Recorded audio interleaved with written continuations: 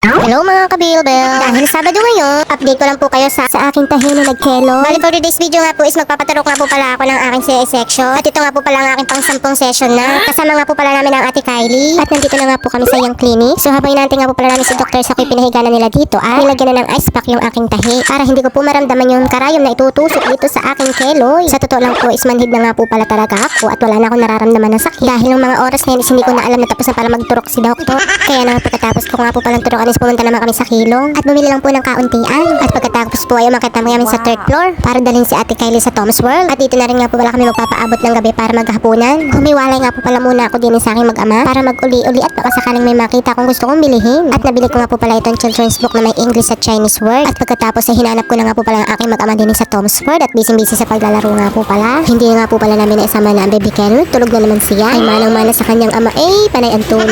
Kaya minsan talaga naiiwan sa kanyang lola. Ay tinan niyo ako dito. Ako inip na itong dalawang larong-laro pa. At panay ang ayaw ko na sa kanila na try kumain na. Kaso ayaw pa ng ate Kylie at gusto pa maglaro dito. Kaya naman ako napaindak dito at napatagal at tanggal pa nga ako ng tsinelas din Ay, hingal mo din ako din Ang pagod ay. Kakapaturok ko pa lang yan ha. Kaya malamang sa alamang ay ubi man din ang aking sukat yan mamaya pag uwi sa bahay. At ito na, nang maubos na nga po pala yung token nila is kumain na po kami ng aming hapunan. Pinilang po kami sa steakhouse sa taga 180. Ay mura man din pan po at sulit talaga. Kaya naman kami uuwi na naman ang buntat ng aming mga tiyan. At pagkatapos nga po pala namin mabusog is umuwi na kami. At ito nga, may pa-surprise cake na naman ang lolo nyo. Mother's Day cake nga daw po pala namin ito ng aking inay. Kaya nga lang ayaw magpa-picture ng aking inay. At di na po namin pinatagal ay kinain na rin ho namin agad. Maraming salamat nga po pala sa panonood ninyo. Naway supportahan nyo pa rin po kami hanggang sa dulo. And happy Mother's Day po sa ating lahat. Naway good vibes lang po lagi tayo ha. Ano man yung ating mga problema, idaan na lang yan sa tawa.